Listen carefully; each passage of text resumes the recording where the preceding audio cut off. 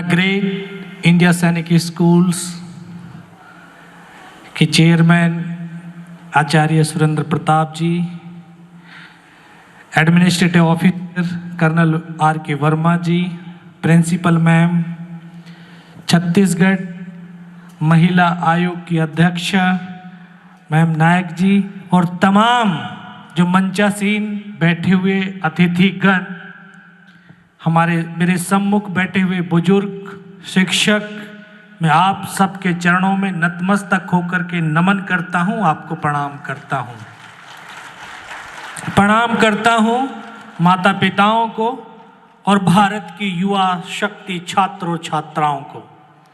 और ये सच में जो अभी बहुत सारे वक्ताओं ने ये बातें कही कि यही वो समय है जब वो बीजारोपण होता है, सच में वही यही समय है। 6th क्लास एक ऐसी क्लास है जहाँ से एक बच्चे के अंदर भाव और भावनाओं का उदरभाव पैदा होता है, क्योंकि जो आज ये शख्स आपके सामने खड़ा है ये भी 6th क्लास के भाव और भावनाओं की बदौलत खड़ा है। क्योंकि मैं 65 और 71 के युद्धों की दास्तानों को पिता से सुनता आ रहा था, लेकिन कभी यकीन नहीं होता था। लेकिन जब 6th क्लास के अंदर एक ऐसे सैनिक योद्धा की कहानी को पढ़ा जिसने अकेले पाकिस्तान के 8-8 पैटर्न टैंकों को ध्वस्त कर दिया और 9वें पे निशाना लगाते लगाते मां भारती की गोद में सो गया। नाम जानते हैं? पेरेंट्स तो नहीं जानते होंगे, शायद फिल्मी स्टारों के नाम तो सब जानते हैं, क्रिकेटरों के नाम सब जानते हैं, लेकिन ऐसे वीर योद्धाओं के नाम नहीं जानते जिन्होंने अपना सर्वोच्च हमारे आज के लिए, हमारे सुकून के लिए, हमारे चैन के लिए, हमें अच्छा जीवन यापन करने के लिए अपने आप को समर्पित कर दिया। ऐसे योद्धाओं के नामों को हम जानते ही नहीं। मुझे बड़ी खुशी हुई कि ऐसे ही शूरवीर योद्धाओं और बाल शहीदों को इस स्कूल के प्रांगण में देखकर के शायद इनके नाम हमने भी नहीं पढ़े, जो आचार्य सुरेंद्र प्रताप जी ने न जाने इतिहास के उन पन्नों को कितनी गहराई से खोदा होगा, तब जाकर के ये हमारे जो शहीद हैं इनके प्रतिमाएं और इनके बारे में आज हम जान पाए। तो ऐसा ही वो शहीद था CQMH अब्दुल हमीद, उसकी कहानी को पढ़ा था। और जब हम ऐसी कहानियों को पढ़ते हैं तो तभी मन और भाव जागृत होते हैं, तभी एक कल्पनाएं पैदा होती हैं, आकांक्षाएं बढ़ती हैं, इच्छाएं जागृत होती हैं और मनोभाव में वो बीज अंकुरित होने लगता है। तो तभी सोचा कि फौज में जाना है, लेकिन क्यों जाना है ये भी सोचा, क्यों जाना है, युद्ध लड़ना है। बच्चों, हम जीवन में जो पढ़ाई कर रहे हैं, जो काम कर रहे हैं, पहले अपने आप से जरूर उसका सवाल कीजिए कि ये काम मैं कर रहा हूं तो क्यों कर रहा हूं या क्यों कर रही हूं। एक मां जब रसोई में भोजन बनाती है तो वो क्यों बनाती है, क्यों भोजन बना रही है? अपने बच्चों का पेट भरने के लिए या उनके अंदर भोजन के रूप में कुछ संस्कार देने के लिए? अगर वो भाव बदलते जाएंगे तो बच्चा जो चीज खाएगा, जो सुनेगा, जो देखेगा, बच्चे के अंदर वही संस्कार बढ़ते हुए और बढ़ते हुए चले जाएंगे। तो पहला, जीवन में पर्पज।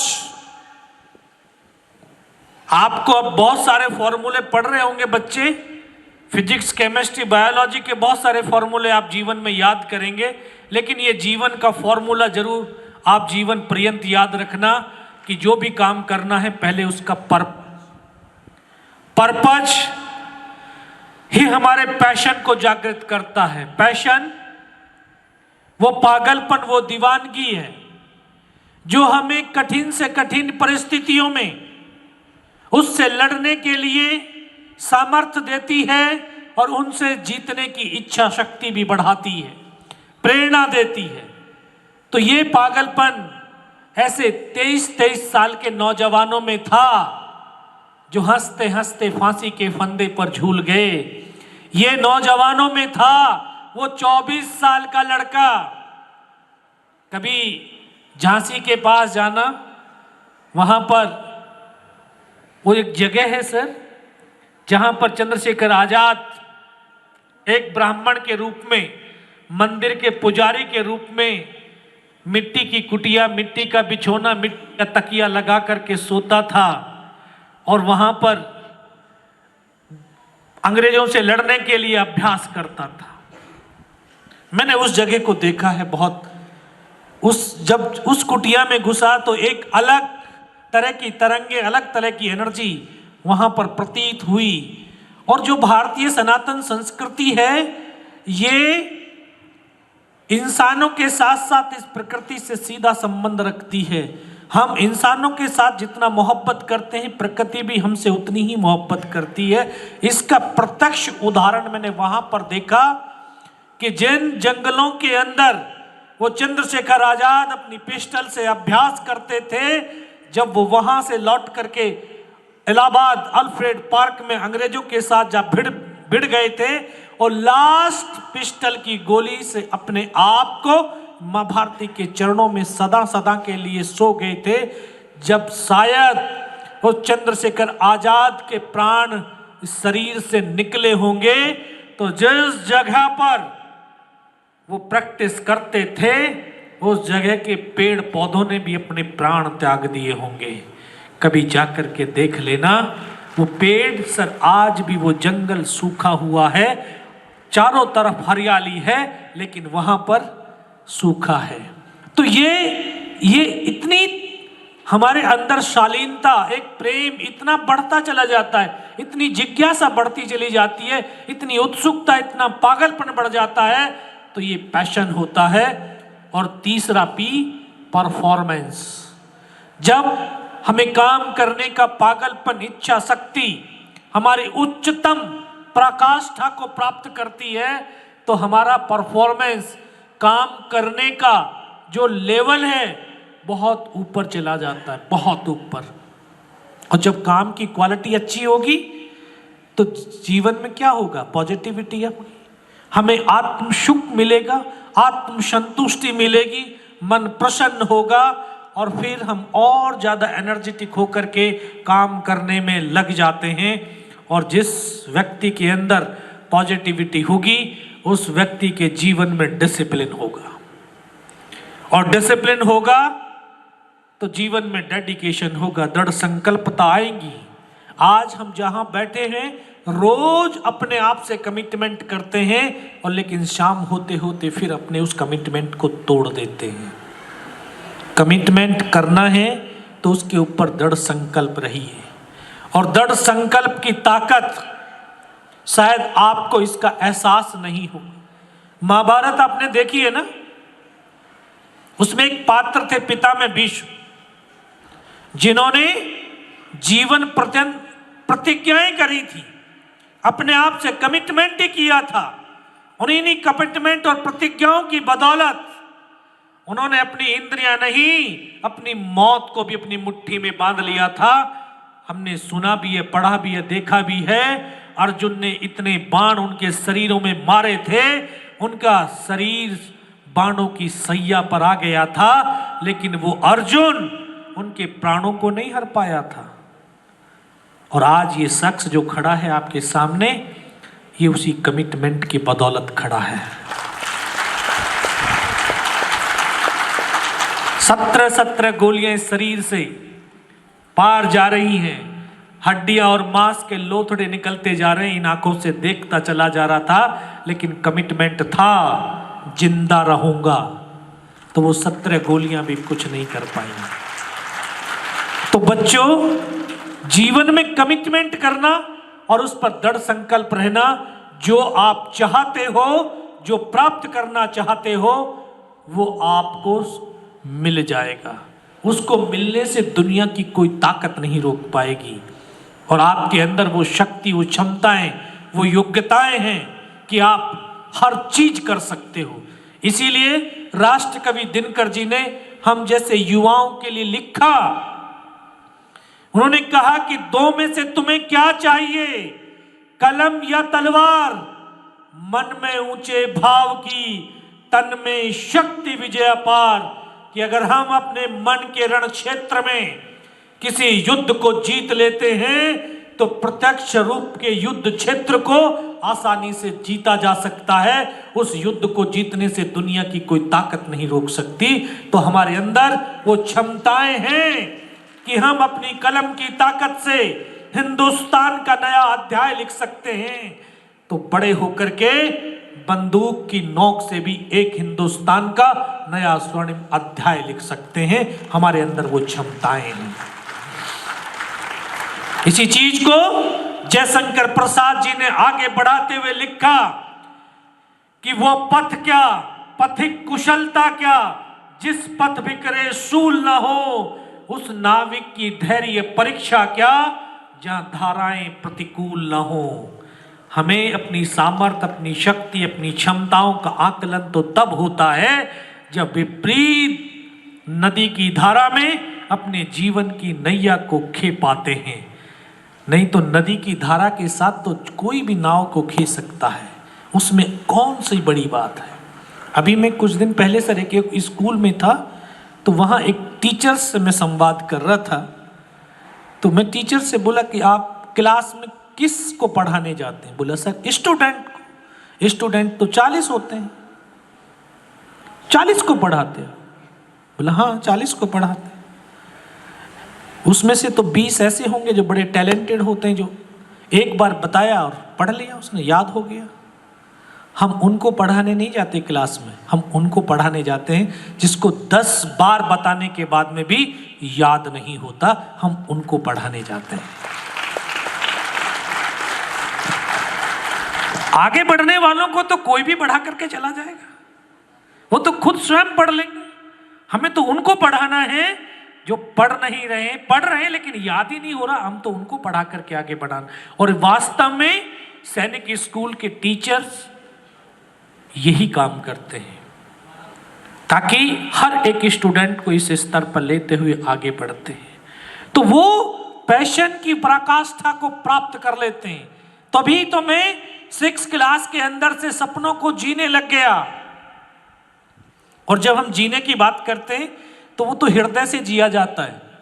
हृदय, वो सोल, वो आत्मा, तो वो अल्लाह वाहिगुरु और परमात्मा का अंश है। अगर वो अल्लाह, वो वाहिगुरु, वो परमात्मा हमारे सपनों में शामिल हो गया तो दुनिया की कोई ऐसी ताकत नहीं कि जो हमारे सपनों को साकार होने से रोक सके।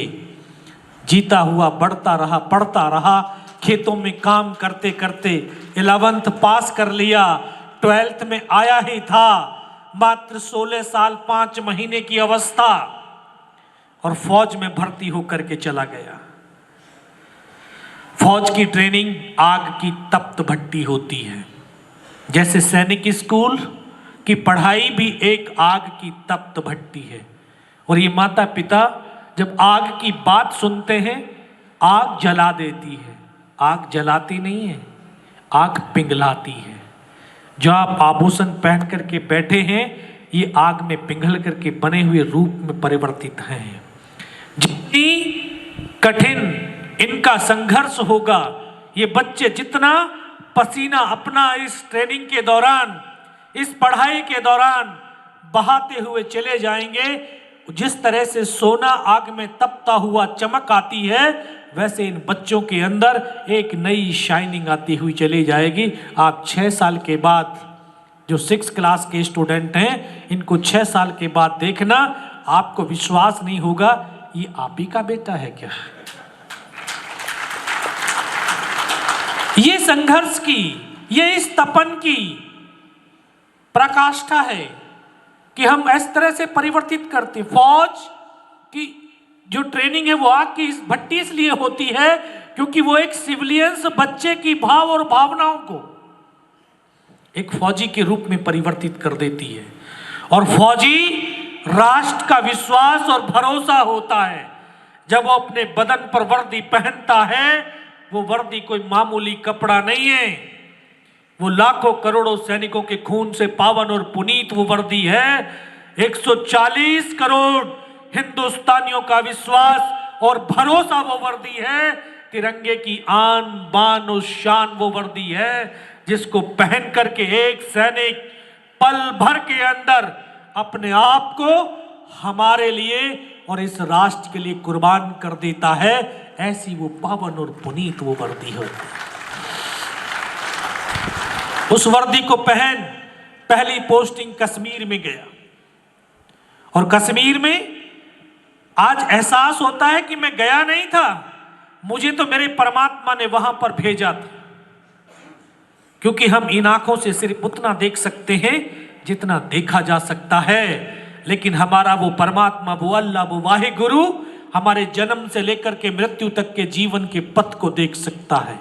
उसको मालूम था इस धरती पर एक बड़ा युद्ध होने वाला है और बड़े युद्ध को लड़ने से पहले छोटे युद्धों का हिस्सा बनना बहुत जरूरी होता है, ताकि बड़े युद्ध को लड़ते समय उस बच्चे के, उस योद्धा के पैर न लड़खड़ाएं, हाथ न कपकपाएं, बल्कि एक साहस के साथ, एक वीरता के साथ, एक आत्मविश्वास के साथ उस युद्ध का सामना करे और दुश्मनों का सर्वनाश कर दे।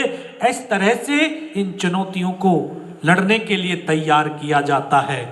मेरे बच्चों, जो अभी 6 क्लास से आप संघर्ष कर रहे हैं, जो आपने एक एनडीए का माइलस्टोन बनाया है 1078, ये अवचेतन मस्तिष्क के अंदर जितना बढ़ता रहेगा उतनी आप उसकी तरफ बढ़ते रहोगे और एक दिन ऐसा भी आएगा कि एनडीए 0, 1078 से 0 आ जाएगा, यानी आप उस जगह पर पहुंच जाएंगे।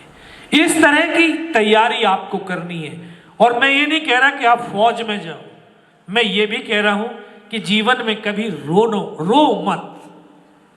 रोना नहीं रोना है, क्योंकि जिस दिन हम जीवन में अपने आप रोना शुरू कर देते हैं उस दिन हमारी 60% इस बॉडी की एनर्जी खत्म हो जाती है। एक महाभारत में एक और प्रसंग आता है, कृष्ण और कर्ण का संवाद। कर्ण कृष्ण को अपनी वो रोने वाली कहानियों को बताता है, बस वो पिछली बातों को ही गिड़गिड़ाता है कि मुझे मेरा जन्म देकर के मेरी मां ने नदी में बहा दिया, मेरा क्या कसूर था।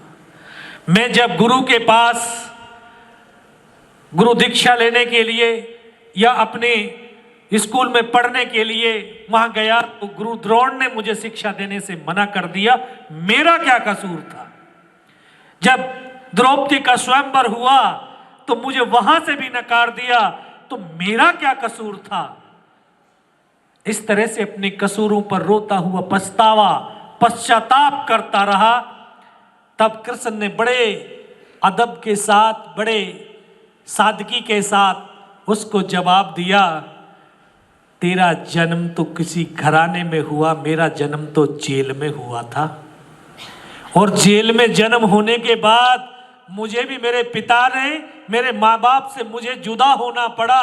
मेरा मामा, सगा मामा मेरा जान का दुश्मन था। छोटी सी अवस्था में न जाने कितनी शक्तियों से मेरे ऊपर प्रहार किया, लेकिन मैं रोया नहीं।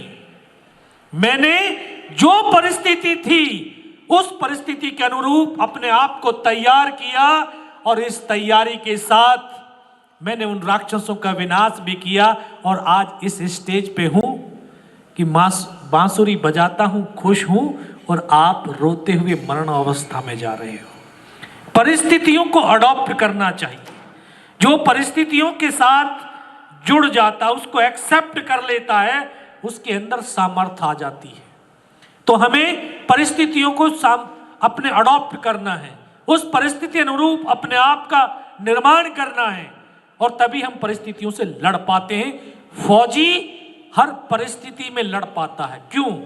क्योंकि उसको पता है हर परिस्थिति जो है ये मेरे अनुकूल है, अगर प्रतिकूल भी होगी तब भी मैं इसमें लड़ूंगा, क्योंकि मैंने कसम खाई है अपनी भारत माँ की, मैंने कसम खाई है इस पूरे राष्ट्र की रक्षा की, सुरक्षा की। तो इस तरह से वो अपनी हर परिस्थिति को एक्सेप्ट करता हुआ और जीवन में आगे बढ़ता है। जो परिस्थितियों के चक्रव्यूह में फंस गया तो वो फिर बिछुड़ जाता है। तो जीवन में कभी रोना मत बच्चों। जब आप आगे बढ़ोगे ना, एक और बात बताता हूं, आप आगे बढ़ोगे तो बहुत सारे लोग आपको पीछे खींचना शुरू करेंगे। जब आप अच्छा करना शुरू करेंगे तो बहुत सारे लोग पीछे खींचना शुरू करेंगे। बस आपसे एक ही अनुरोध है, आप रुकना मत, धीरे धीरे बढ़ते रहना। जो आपके पीछे खींचने की जो शक्तियां हैं धीरे धीरे कमजोर हो जाएंगी और आप आगे बढ़ जाएंगे। वैसे ही परिस्थितियां आगे बढ़ती रही। मैं कश्मीर के अंदर, जो कि 1990 से आज तक वहां फौज दहशतगर्दों के साथ, उग्रवादियों के साथ, मिलिटेंटों के साथ एक युद्ध लड़ती चली आ रही थी, उस युद्ध का हिस्सा बना। धीरे धीरे समय व्यतीत हुआ। बच्चों जानते हो जीवन में सबसे बेशुमार कीमती चीज क्या है? समय। इसलिए आपका पेरेंट्स, आपके टीचर्स आपको बार बार कहते हैं कि समय पे ये चीज पूरी कर दो। और ये सच है। जो आज ये पल आप बैठ करके जी रहे हो, ये कल पूरी दुनिया की दौलत को किसी के कदमों में ला करके डालोगे, इन पलों को नहीं खरीद पाओगे।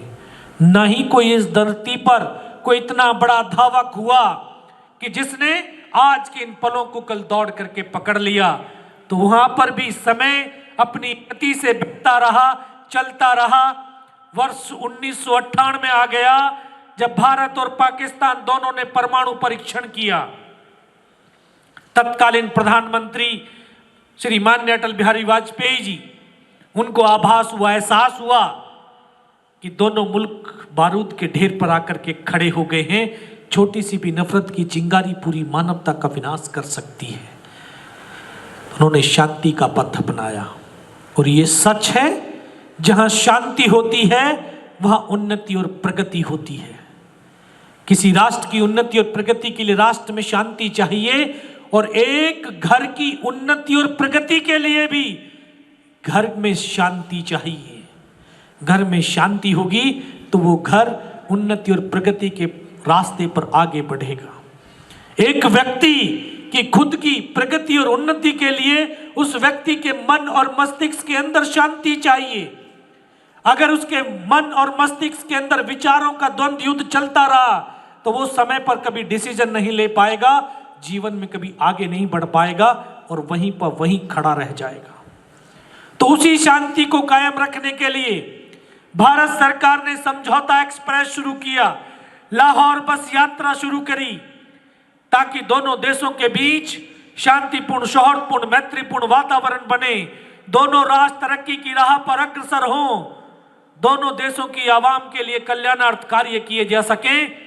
लेकिन पाकिस्तान का जनरल परवेज मुशर्रफ वो नहीं चाहता था कि दोनों मुल्कों की आवाम के बीच शांति हो, सौहार्दपूर्ण वातावरण बने, दोनों मुल्क तरक्की की राह पर अग्रसर हों। तो उसने कारगिल, बटालिक, दराज, तुर्तुक, ऐसे सेक्टर, ऐसी जगह, ऐसे दुर्गम क्षेत्र जहां पर सर्दियों में -60 डिग्री टेम्परेचर जाता है। कल्पना कीजिए -60। छत्तीसगढ़ का कोई ऐसा इलाका नहीं जहां पर 4-5 डिग्री से नीचे कहीं टेम्परेचर जाता हो। और 4-5 डिग्री टेम्परेचर चला गया तो हम अपने घरों से, बिस्तरों से निकलना नागुजार समझते हैं। बहुत सारे संस्थानों की छुट्टियां पड़ जाती हैं। लेकिन आपके गांव का, शहर का, प्रदेश का, देश का बेटा और बेटी उसी -60 डिग्री टेम्परेचर में खड़े होकर के दिन रात अपने कर्तव्य और दायित्वों का पालन करते हैं, ताकि आप चैन की नींद सो सकें, ताकि ये देश का युवा पढ़ लिख करके अपने भविष्य को बना सके, अपने कैरियर को बना करके इस राष्ट्र को आंतरिक रूप से सशक्त और समृद्ध बना सके। इसलिए वो अपने कर्तव्य और दायित्वों का पालन करते चले जा रहे हैं। मुझे भी वहां 13,000 से 18,000 फीट ऊंची पहाड़ियां। हमारी बटालियन उस समय कश्मीर में थी, हमें अचानक से वहां पर भेज दिया गया। कारगिल का युद्ध शुरू हो। आपने कारगिल वॉर मेमोरियल की पिक्चर देखी होगी। उस कारगिल वॉर मेमोरियल की पिक्चर के पीछे एक पहाड़ी नजर आती है। उस पहाड़ी का नाम तोलोलिंग पहाड़ी है। उस पहाड़ी पर हमने 22 दिन तक युद्ध लड़ा और उस 22 दिन के दौरान हमने 2 ऑफिसर, 2 जूनियर कमीशन ऑफिसर और 21 जवानों को खोया। तब जाकर के 12 जून 1999 को हिंदुस्तान की फौज ने वहां पर पहला सफलता के रूप में तिरंगा फहराया और उसके बाद फिर हिंदुस्तान की सेना ने अपने अपने ऑब्जेक्टिव पर, अपने अपने उस क्षेत्र के ऊपर सफलताओं का सिलसिला शुरू कर दिया और ये सफलता का सिलसिला धीरे धीरे बढ़ता हुआ चला जा रहा था। अभी मैं कुछ दिन पहले अजमेर में एक यूनिवर्सिटी में था। एक प्रोफेसर साहब ने मुझसे सवाल किया, बोला यादव साहब फौजी और सिविलियन में क्या फर्क है? मैं कहा सर अगर फिजिकली देखा जाए तो कोई फर्क नहीं है। 2 हाथ 2 पैर 2 आंख आपके भी हमारे भी हैं। एक सोच का फर्क है। कौन सी सोच? बच्चों सुनने वाली बात है, सुन लीजिए। सर सिविलियंस को कोई सफलता मिल जाती है, कोई उपलब्धि मिल जाती है तो वो 10 दिन तक काम नहीं करता, फिर वो पार्टियां करता, जश्न मनाता है। लेकिन फौज में ऐसा नहीं है। फौज अपनी सफलता, अपनी उपलब्धि का कुछ पल के लिए जश्न मनाएगी और उस सफलता और उपलब्धि को बूट की ठोकर मार करके 4 कदम दूर फेंक देगी, ताकि वो सफलता, वो उपलब्धि उसके यहां ना बैठे। वो सफलता, वो उपलब्धि उसकी बूट की ठोकरों पे रहे, ताकि वो जीवन पर्यंत संघर्षरत रहे। हमेशा वो उस संघर्ष करता रहे और वो आगे बढ़ता रहे। मगर सर ये फर्क होता है। हमें वो सफलता मिली, अगले दिन एक बड़ा टास्क मिल गया टाइगर हिल को कैप्चर करने का। टाइगर हिल द्रास सेक्टर की सबसे ऊंची चोटी, जिसकी ऊंचाई लगभग 17,500 फीट, जो वर्ष भर बर्फ से ढकी रहती थी। बहुत सारे साथी आज यहाँ पर मेरे सामने बैठे हैं जिन्होंने उस युद्ध के अंदर हिस्सा लिया और अपने अपने उस कार्य क्षेत्र को बड़ी शौर्य के साथ, जो उनको काम मिला, बहुत शालीनता के साथ, शौर्य और वीरता के साथ उन्होंने किया है। बहुत सारे जो हमारे भूतपूर्व सैनिक बैठे हुए हैं, तो ऐसे उन योद्धाओं को भी नमन है, प्रणाम है। तो अगले दिन जो वो टाइगर हिल 17,500 फीट, जो वर्ष भर बर्फ से ढकी रहती है, ऑक्सीजन नहीं थी, उस पर लड़ने के लिए एक विशेष टीम का पुनर्गठन किया, जिसको सिविल में आप लोग कमांडो टीम कहते हैं, फौजी भाषा में, कीनोट की भाषा में उसको घातक प्लेटून कहते हैं। मैं नौजवान साथियों आपको बताना चाहता हूं कि व्यक्ति की पहचान किसी ओहदे या रैंक से नहीं होती है। व्यक्ति की पहचान उसके कर्म, उसके कार्य से होती है। पैदा हुआ एक किसान और जवान का बेटा हूं। उस समय तक कोई पहचान नहीं थी, लेकिन उस 22 दिन की लड़ाई के दौरान हम 15 जवानों की एक टीम, जिसका काम था फॉरवर्ड में लड़ रहे जवानों को राशन और अम्नेशन पहुंचाना। 15 में से हम 3 जवान ऐसे थे जो 22 दिन तक बिना खाए, बिना सोए, बिना रुके, बिना थके लगातार चलते थे। सुबह 5:30 बजे नेशनल हाईवे से सामान उठाते, रात को 2:30 बजे ऊपर पहुंचते और 2 घंटे में नीचे भी आते थे। उसी काम से हम तीनों जवानों की एक पहचान बनी। ये तीनों जवान फिजिकली और मेंटली बहुत स्ट्रांग हैं। इनको घातक प्लाटूनिस्ट कमांडो टीम के अंदर शामिल किया जाए। इस तरह से मुझे उस टीम का हिस्सा बनने का सौभाग्य मिला और उसी टीम को उस टाइगर हिल टॉप के ऊपर सबसे पहले हमला करना था। हाइट ज्यादा थी तो दुश्मन के पास एडवांटेज बहुत ज्यादा था, दूर तक देख सकता था, दूर तक देख सकता था तो दूर तक मार भी सकता था। और बहुत सारे लोगों की मानसिकता हो जाती है, कह देते हैं अरे फौजी हैं तो मरने के लिए ही तो हैं, लेकिन उनकी मानसिकता को ठीक करने के लिए कह रहा हूं, फौजी मरने के लिए नहीं होता, फौजी तो मारने के लिए होता है। तो हमें दुश्मनों को मारना था, इसलिए रात सहारा लिया। रात भर चलते थे, दिन भर पत्थरों में बिना किसी मूवमेंट के चुपचाप पड़े रहते थे। जून और जुलाई का महीना था, जब मध्य भारत गर्मी से तपता है, तब उस समय 25 साल पहले वहां रात का टेम्परेचर -20 डिग्री था। जितनी देर अभी आपसे वार्तालाप करते हो गया, इतनी देर अगर कमरे से बाहर खड़े हो जाएं तो चेहरे की स्किन फट करके खून टपकना शुरू हो जाता था। ये हिंदुस्तान के सैनिक कंधे से कंधा और कदम से कदम मिला करके, चेहरे से टपकते हुए खून की परवाह न करते हुए उस टाइगर हिल टॉप के शिखर की तरफ बढ़ते रहे, चढ़ते रहे, संघर्ष करते रहे। 2 रात और 1 दिन का सफर तय करने के बाद तीसरी रात का वो मंजर आज ही मेरी आंखों के सामने ऐसे दृश्यता है, शायद वो कल की ही तो बात है। 25 साल। सुबह का वक्त होने वाला था, बिल्कुल 90 डिग्री की चट्टान जिस पर चढ़ना असंभव सा प्रतीत हो रहा था। रस्सियों के सहारे चढ़ना शुरू किया। अचानक से दुश्मन ने फायर खोल दिया। 21 जवानों की टीम में से हम केवल 7 जवान ऊपर चढ़ पाए। ऊपर चढ़े तो इस स्टेज के बराबर प्लेन स्पेस, सामने दुश्मन के बंकर। हम 7 जवानों ने जाकर के अंधाधुंध फायरिंग किया और उसमें बैठे हुए तमाम पाकिस्तानी सैनिकों को पल भर के अंदर मौत के घाट उतार दिया था। वहां से टाइगर हिल टॉप मात्र 50-60 मीटर रहा होगा। टॉप पर बैठे हुए दुश्मनों ने, उनको यह अंदाजा हो गया, उनको आभास हो गया, एहसास हो गया, हिंदुस्तान की फौज हमारे बहुत करीब आ गई है। तो उन्होंने इतना जबरदस्त गोलाबारी हमारे ऊपर किया कि हम सर नहीं उठा सकते हैं। बहुत देर तक लगातार गोलाबारी चलता रहा और लड़ते लड़ते ऐसी परिस्थिति आई कि एक कदम आगे रखते हैं तो हेड शूट है और एक कदम पीछे रखते हैं तो हेड शूट है। मरना सुनिश्चित हो गया था।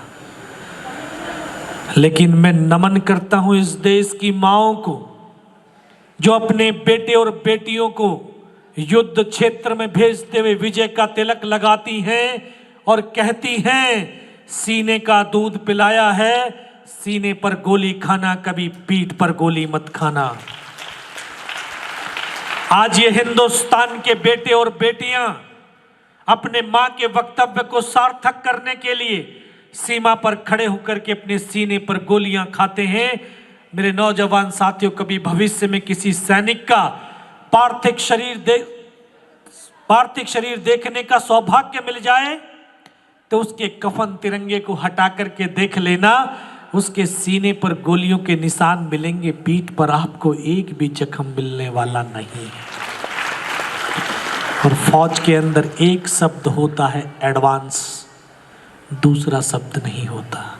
ये माओं की ताकत है। और इन माओं की ताकत के ऊपर एक और चीज मुझे याद आई कि एक ऐसा इस मां की संस्कार और शिक्षा का एक जीवंत उदाहरण जो हमने महाभारत में देखा कि वो 16 साल का लड़का जो दुनिया के सबसे बड़े महारथी योद्धाओं के द्वारा रचित उस चक्रव्यूह को तोड़ देता है और फिर वो भी शहीद हो जाता है। हमने पढ़ा था, उसने अपनी मां के गर्भ में वो चीज सीखी थी। लेकिन हम सोचते थे अरे वो काल्पनिक हो सकता है, कल्पना करके किसी ने लिख दिया होगा। लेकिन आज की जो मॉडर्न माएँ हैं उन्होंने उसको सच साबित कर दिया। प्रत्यक्ष रूप से बड़े गर्व से कहती नहीं है क्या आज की माएँ, मेरा 1.5 साल का बच्चा है, मोबाइल ऐसे ऐसे चला लेता है। नहीं कहती है ना, क्योंकि माओ ने गर्भ में मोबाइल ही तो सिखाया बच्चे को। चेयरमैन सर ने मोबाइल के बारे में जब बात करी, मुझे याद है मोबाइल ही तो, जो गर्भ में जो बच्चा सीख रहा है वही तो प्रत्यक्ष रूप से वो कर रहा है। तो वो माओं की ताकत होती है। तो उस माओ ने वो जज्बा दिया, जोश दिया, और उसी जोश और जुनून के साथ लड़ते रहे। लड़ते लड़ते 5 घंटे हो गए, और 5 घंटे के बाद ऐसी परिस्थिति, ऐसे दृश्य सामने आए जो आज तक आपने सिर्फ फिल्मों में देखा होगा कि गर्दनें कटती हैं, धड़ चलते हैं। मैंने देखा नहीं, जिया भी है।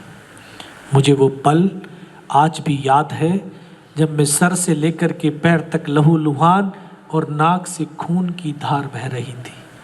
मेरा साथी ठीक मेरे सामने बैठा मुझे फर्स्ट एड करने लगता है। उसको यहाँ पे गोली लगती है, इधर से उसका पूरा सर निकल करके बाहर चला जाता है।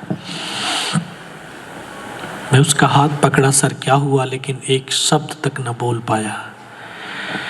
ऐसे मेरी बगल में बैठा मेरा ट्रेनिंग का साथी रूममेट था, मैं उसको बोला, अनंतराम सर को तो गोली लगी है। क्या? ये उसके जीवन का आखिरी शब्द था। उसको सीने में गोलियां लगती हैं, फेफड़ों से खून की फुहारें छूटती, मेरी गोद में आकर के ऐसे लेट जाता है। एक ही पल के अंदर मेरे दोनों साथी शहीद हो गए। एक साथी हमारी हेल्प के लिए पीछे से दौड़ता हुआ आया। जैसे वो नज़दीक पहुंचा, वहीं पर पाकिस्तान की आर्टिलरी का एक बम गिर जाता है। उसकी यहाँ से गर्दन कट करके दूर जा करके गिरती है। चारों तरफ खून ही खून था। मैं पड़ा हुआ घायल अवस्था में नाकों से देख रहा था। उस धड़ के ऊपर सर नहीं था, लेकिन हाथों से बंदूक नहीं छूटी। 2 कदम चला, फिर वो धड़ भी गिर गया। एक और साथी आगे बढ़ा, एक और बम वहां पर गिरता है। उसके दोनों हाथ दोनों पैर कट करके जमीन पर गिर जाते हैं। बच्चों, मेरे साथियों, जब ये शरीर के अंग कट करके जमीन पर गिरते हैं, किस तरह से उछलते हैं, तड़पते हैं, इनको शब्दों में बयां नहीं कर सकता हूँ। एक एक करके मेरे तमाम साथी माँ भारती की गोद में सोते हुए चले गए। मैं भी उनकी तरफ से मर गया था। उनका एक कमांडर 40-50 सैनिकों के साथ हमारे बहुत नज़दीक था। उसने बोला, इनको जरा चेक तो करो, इनमें से कोई जिंदा तो नहीं बच गया है। पाकिस्तान के जवान हमारे जवानों की बॉडियों में गोलियां मारने लगे, बॉडियां ऐसे उछलने लगी। तो उसने सामने वाले को मारा, उसकी बॉडी उछली, बगल वाले को मारा, उसकी भी बॉडी उछली। मैं इस तरह से पड़ा था। उसने फर्स्ट में यहाँ पे गोलियां मारी, मैं देख रहा हूँ कि धुआं निकल रहा है। फिर उसने पैर में गोली मारी, यहाँ से भी धुआं निकल रहा था। उस गोली की पीड़ा को चुपचाप पड़ा सहता रहा। उनको यकीन हो गया कि इनमें से कोई जिंदा ही नहीं है। फिर तो उन्होंने अमानवीय क्रूरताओं का तांडव शुरू किया। हमारे जवानों की बॉडियों के अंदर पत्थर मारने लगे ताकि ये बॉडी छत विछत हो जाए, कोई इनको पहचान ना पाए।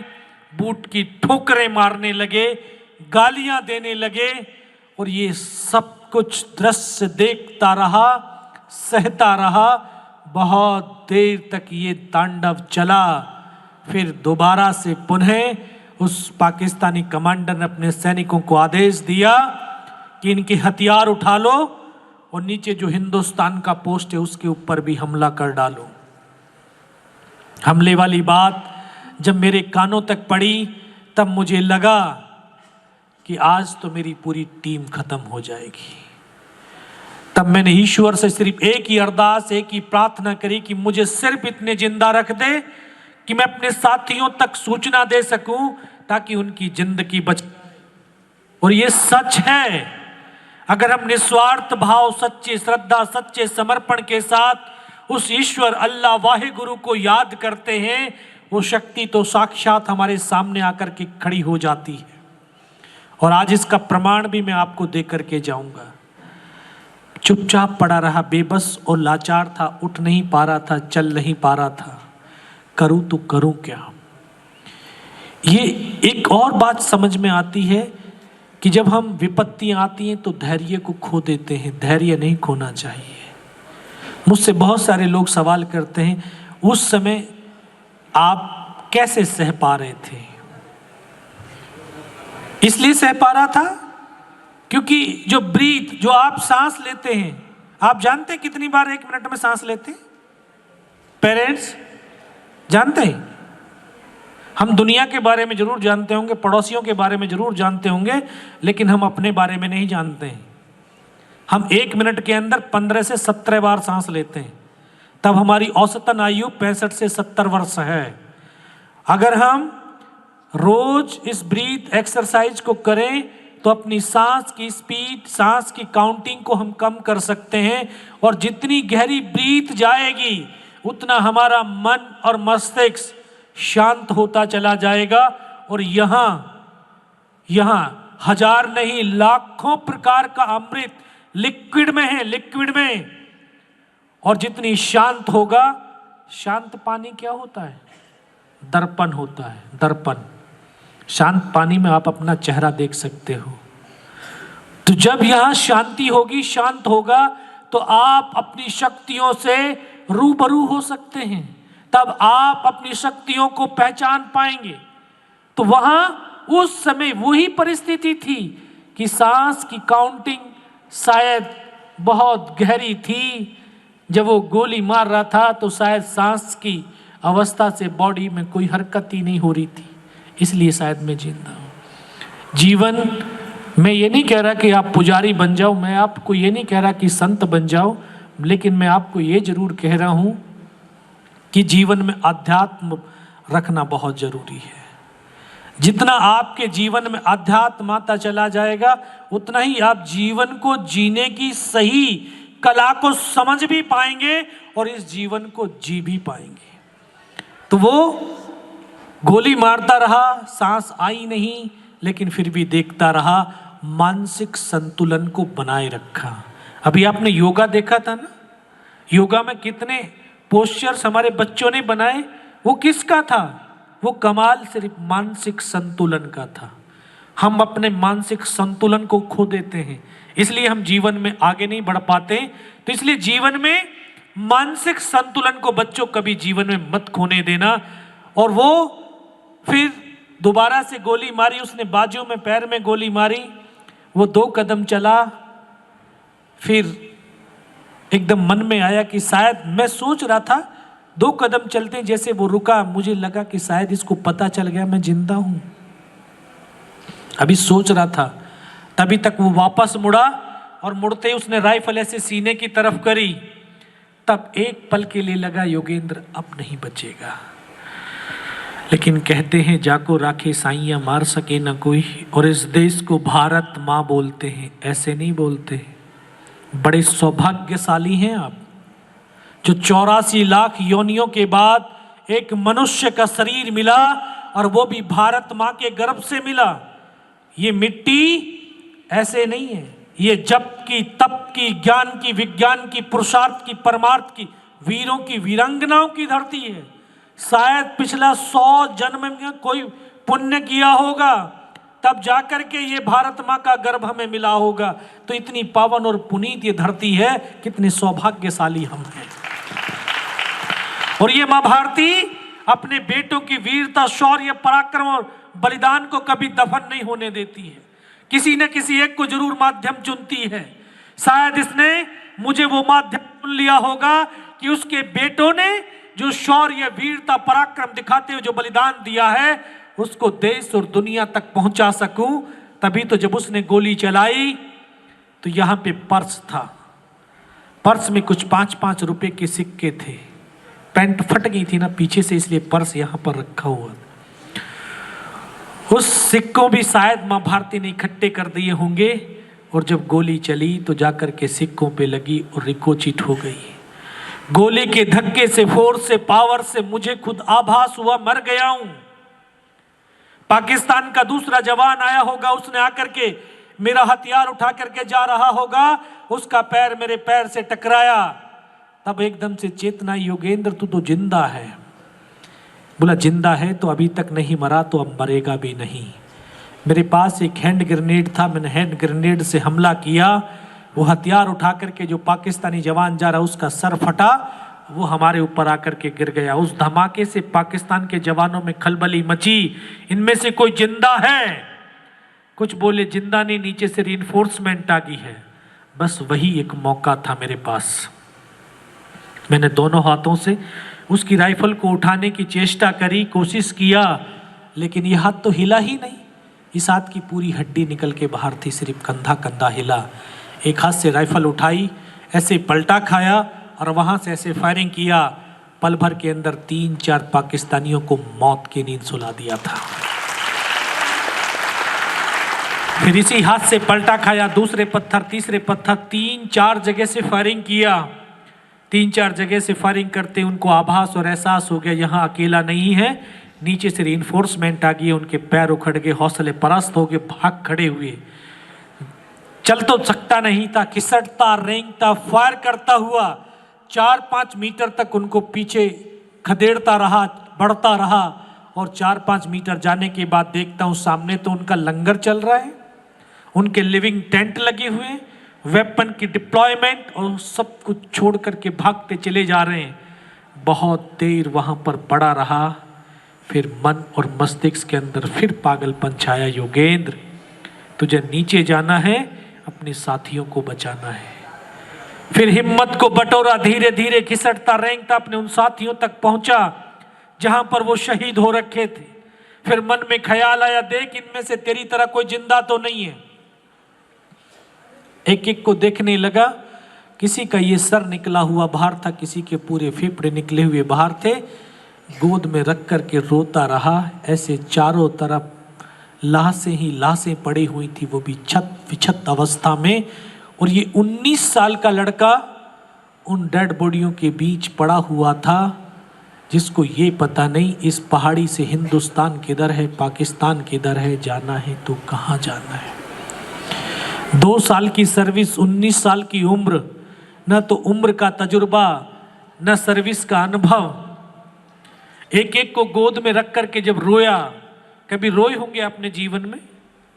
रोना कोई कायरता नहीं है, रोना भी एक थेरेपी है। रोए होंगे जो मन से, अगर जिसने रोया होगा तो उसको आभास और एहसास होगा, रोने के बाद बड़ा हल्कापन फील होता है। क्यों होता है? क्योंकि हम अपने आप से कनेक्ट होते हैं। और हम क्या हैं? हम ये बॉडी या शरीर नहीं है, हम तो एक सोल हैं, एक आत्मा है, जिसको ये शरीर इस धरती पर कुछ दिन के लिए काम करने के लिए दिया गया है।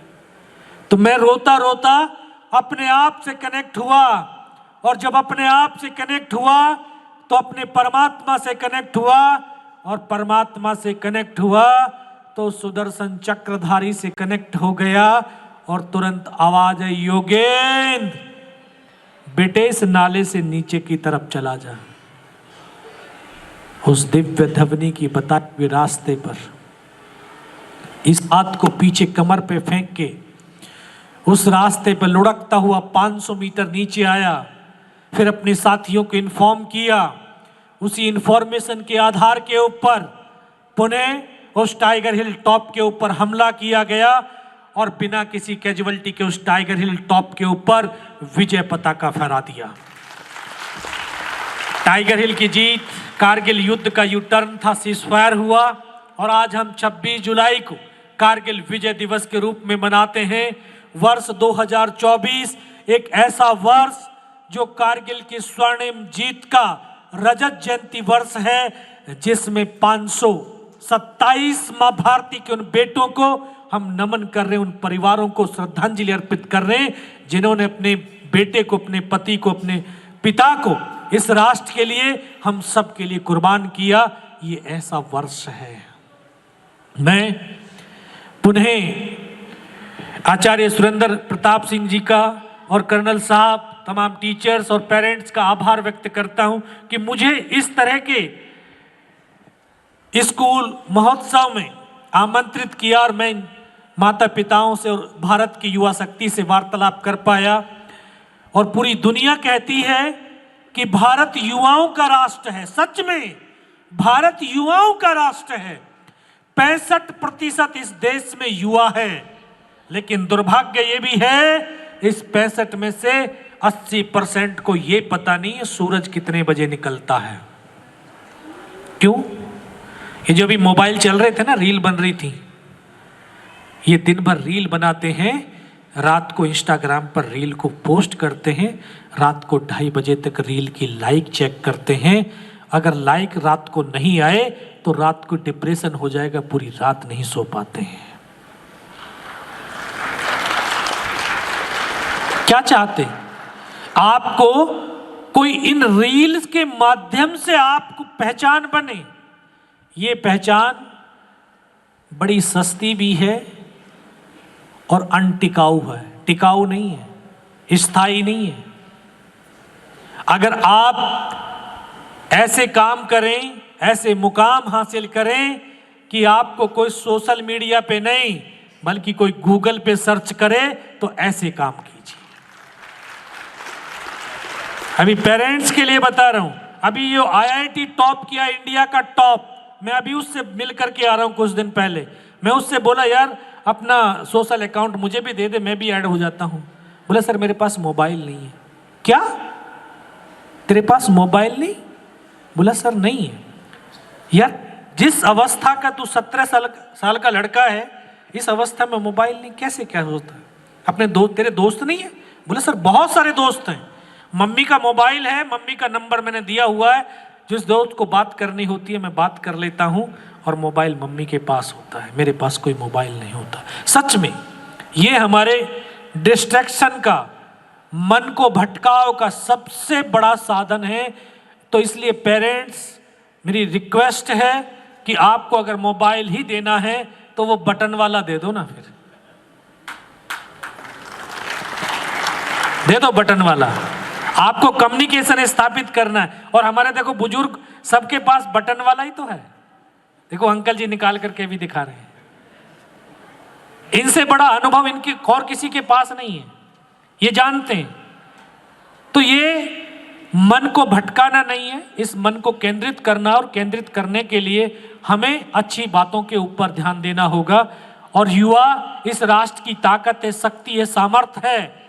तो इसीलिए युवाओं के लिए दुष्यंत कुमार ने 2 लाइन बड़ी अच्छी लिखी। कहा उसने कि हंगामा खड़ा करना मेरा मकसद नहीं, मेरी कोशिश है ये सूरत बदलनी चाहिए। आग मेरे सीने में लगे या तेरे सीने में लगे, लेकिन ये आग, ये राष्ट्रभक्ति की आग, लेकिन ये आग लगनी चाहिए। तो प्यारे बच्चों, मैं पुनः आप सबसे बस आग्रह कर रहा हूं कि जीवन में सकारात्मक सोच के साथ आगे बढ़िए। और मैं उन तमाम छात्र और छात्राओं को शुभकामनाएं और बधाई देता हूं जिन्होंने मंच पर आकर के इतना अच्छा अपना नृत्य प्रदर्शन किया और अपनी प्रस्तुति करी है। उनके लिए भी बहुत बहुत बधाई। उन पेरेंट्स के लिए बधाई जिन्होंने अपने बच्चों को साल भर स्कूल से जाने से नहीं रोका और लगातार उनके बच्चे अच्छा प्रदर्शन कर रहे हैं। उनको बधाई देते हुए सिर्फ 2 लाइन कह करके अपनी वाणी को विराम देता हूं। सांसों की बात करी तो सांसों से ही खत्म करता हूं। हमने तो सोचा है ना, सांस ही जीवन है, जीवन ही सांस है, और सच में जीवन ही सांस है। तो ये सांसों के तराने हिंद का नवगान गाएगा हमारा शौर्य ध्वज लेकर। किसका? इस भारत के युवाओं का, इस भारत के स्टूडेंट का। हमारा शौर्य ध्वज लेकर वो चंद्रयान गाएगा। हमारे प्राण माता भारती के पक्ष समर्पित हैं। हमारे लहू का हर कतरा हिंदुस्तान गाएगा, हिंदुस्तान गाएगा।